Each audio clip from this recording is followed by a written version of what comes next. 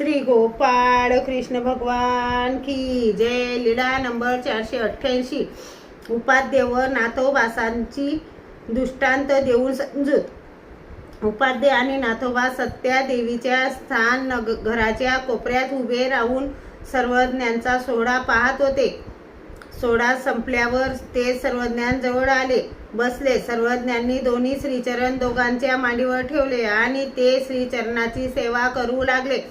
मग सर्वज्ञांनी सांगितले, तुम्हाला त्रास झाला का? त्यांनी सांगितले, हो जी त्रास। कसला त्रास?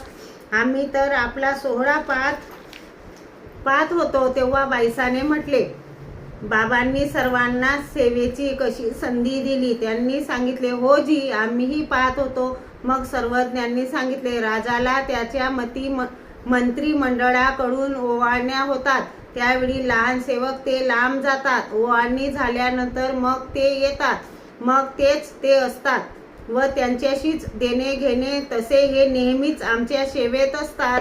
श्री गोपाळ कृष्ण भगवान की जय।